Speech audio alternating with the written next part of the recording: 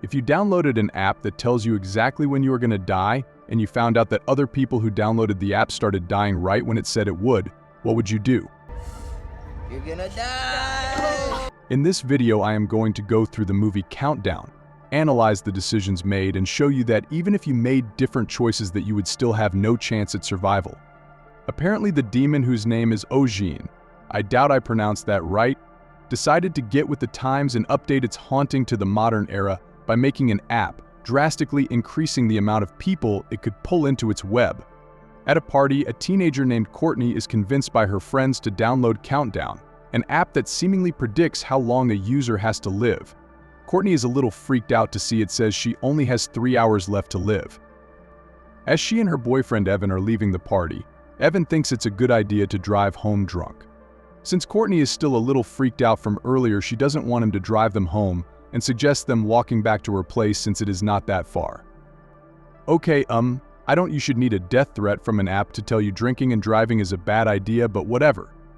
After avoiding a drunken ride home, she receives a notification stating she has broken the user agreement. Returning home, she is attacked by an unseen entity and killed as her timer reaches 0. At the same time, Evan crashes his car, and a tree branch impales the seat where Courtney would have been sitting. Looking back, is there anything that she could have done to prevent this?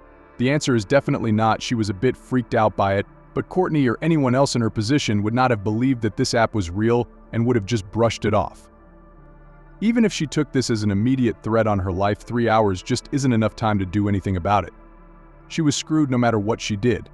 We cut to our final girl, Quinn, who is a nurse who works at the hospital where Evan is admitted. She finds him sitting in an area of the hospital that is under construction. Quinn thinks he is nervous about his surgery tomorrow, but he shows her the Countdown app that shows he has 19 hours and 43 minutes left to live. Dumbass here tells her about Courtney, who chose not to get in the car with him, but she died that night anyway. There is no way for him to know if she died when her timer hit 0 or not, but it is enough of a coincidence to have him pretty spooked.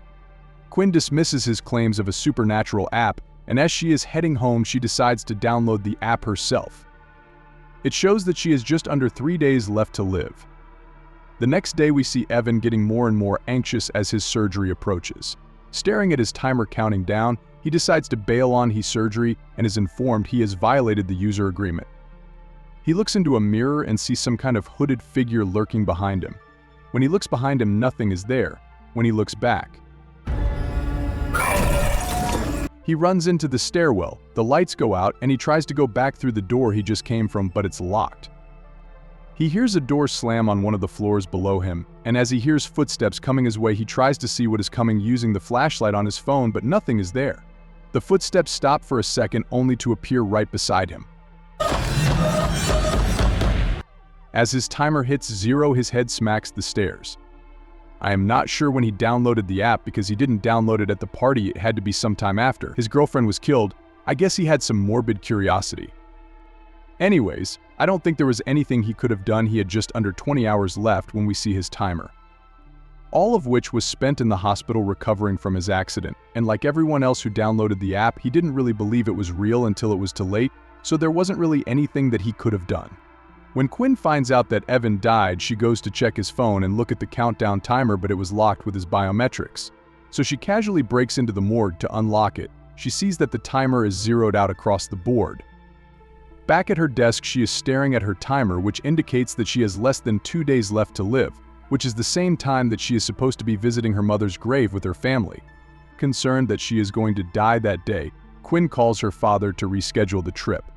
For a minute, she thinks that she changed her fate until, just like the others, she receives a notification from Countdown that says user agreement broken.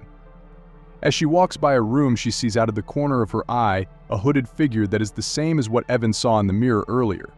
She looks again, but this time nothing is there. Dr. Sullivan scares the shit out of her, then lures her into a comatose patient's room and sexually harasses her. Let's just get back to work, okay? What a nice guy. She tries to tell Nurse Amy what had happened, but Dr. Weinstein here calls her away before she can explain what happened. Later that night, Quinn is researching the app. She finds an article about Courtney's death that has a link to a video someone made about it. The woman in the video claims to be seeing things that can't be there, like her cousin that died recently. In her final recording, she says that her time has run out before screaming in terror and dropping the phone. Unfortunately, most of the people commenting on it thinks that the video is fake, which is understandable. I think most people would believe it is fake until they start experiencing it for themselves. When she shuts her laptop, she sees a demonic-looking Evan screeching at her. Panicking, she runs to her car because apparently a supernatural entity can't possibly haunt her in her car. The next day, she goes to buy a new phone in hopes that will solve her problem. She checks the phone and is relieved to find there is no countdown app on the phone. As she is walking out, she gets a notification on her phone from Countdown that says update complete. Of course, the solution is not going to be that easy, but it was worth a shot, I guess. In her car, she sees the cloaked figure in her rear camera, but when she turns to look, there is nothing there. A moment later, some creepy hands grabs her and she backs into somebody's car. The driver confronts her and a guy named Matt comes to her defense as he was also there about the Countdown app. They go to a bar to discuss the app. They trick a conspiracy nut into downloading the app so that they can read the user agreement in hopes that there is something in there that can help them. It says any attempt to use information derived from Countdown to alter the user's fate will result in a breach of this agreement. Basically saying if you try and change your fate, the entity will torment you until time runs out, then fuck you up. This really is not telling them anything they don't already know, so it is pretty much just a waste of time. They go to the hospital to talk to the chaplain, who points them in the direction of another priest who might know more about the demon. While Matt is in the bathroom, the demon decides to mess with him and starts trying to open the stall, then shutting the lights out. While he is looking around with his phone flashlight, he hears a kid crying in one of the stalls, but when he looks, there is nothing there. A voice from behind him calls out his name. Matt.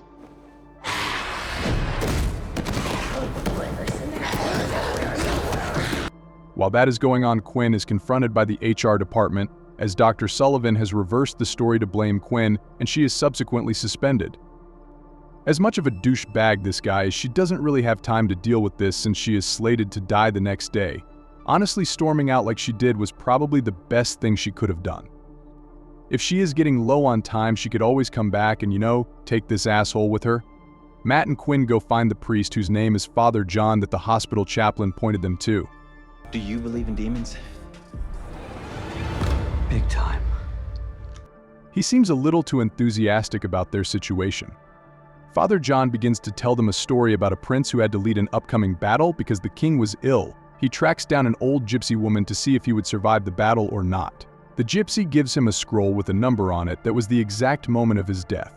She warns him not to use this information to change his fate, but of course he does not listen, and he sends his brother to fight instead. The brother actually does not die in the battle, he actually leads the army to victory.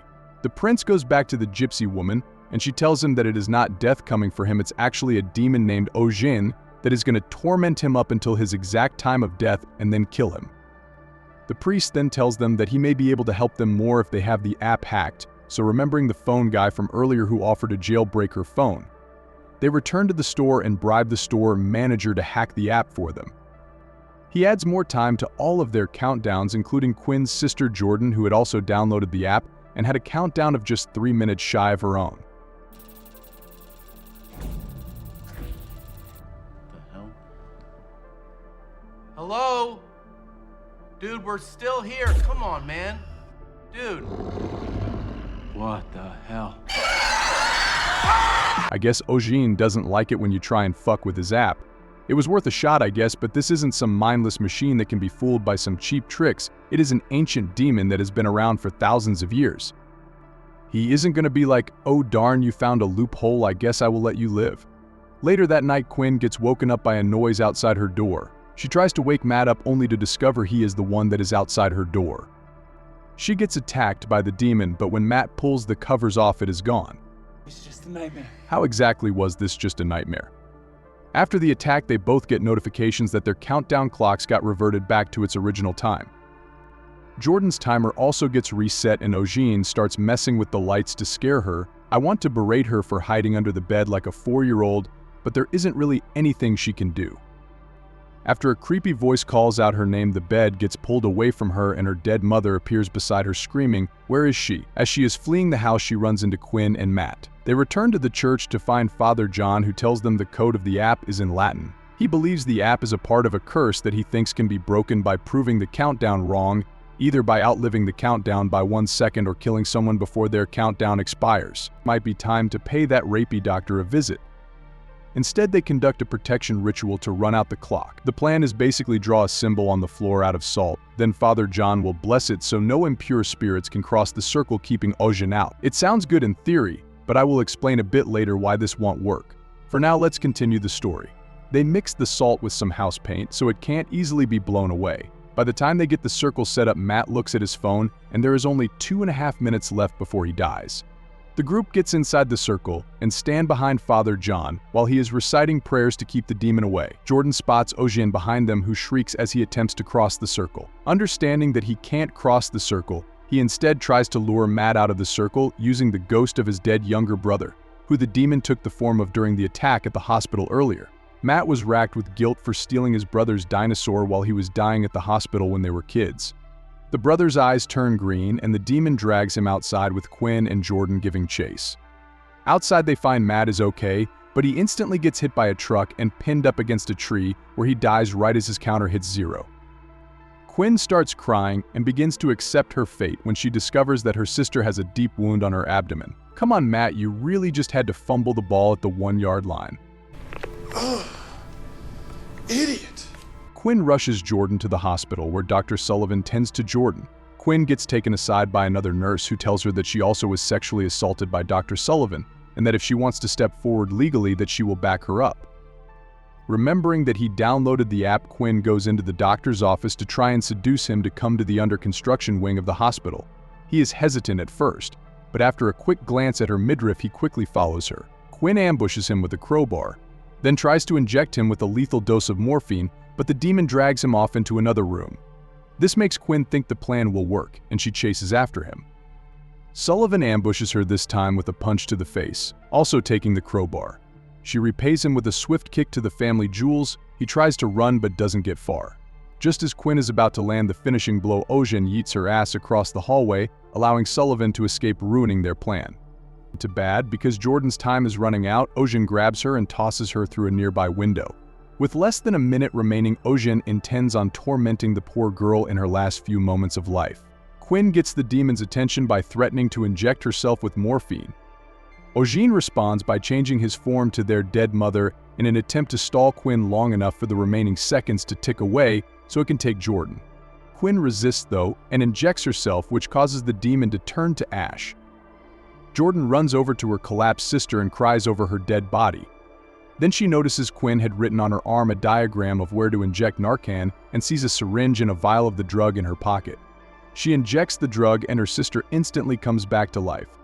Okay, I am no doctor, but instantly stopping her heart with morphine and then bringing her back with the Narcan is a load of crap and would never work. Sometime later, they are visiting their mother's grave, and as they are leaving, Quinn gets a notification on her phone. Countdown has finished updating to version 2.0 on her phone. This is where Eugène basically becomes unbeatable. Even if you find a loophole and get rid of him, he will just update the app and come after you again, and I guarantee you that his new terms and conditions remove the dying and reviving loophole. I said earlier that the protection circle would not work. He could just wait you out. Even if your clock runs out, it doesn't matter, he can still come after you. This is long after their death timers have expired, and the movie implies that Eugène is going to keep coming after them anyway. So he can just wait for you to leave the circle, then attack you. He really doesn't even have to do that. There are a lot of ways he could have killed them inside the circle. He could just throw shit at them with his supernatural strength, or hell, he could probably just bring down the entire building on top of them. But even if the circle somehow protects them from all of that, what are they going to do? Just live their entire lives sitting in a circle only to be tormented endlessly by Eugène? In all likelihood, most people who downloaded the app would go out just like the first two victims. Not believing the app is real until it is too late, then dying a horrible death. If you made it to the end of the video, thanks for watching, and please consider subscribing and leaving a like. Also, it would help the algorithm a lot if you would leave me a comment, maybe telling me how you would survive Eugène's wrath, or just recommending me a movie to cover. And remember, never read the terms and conditions.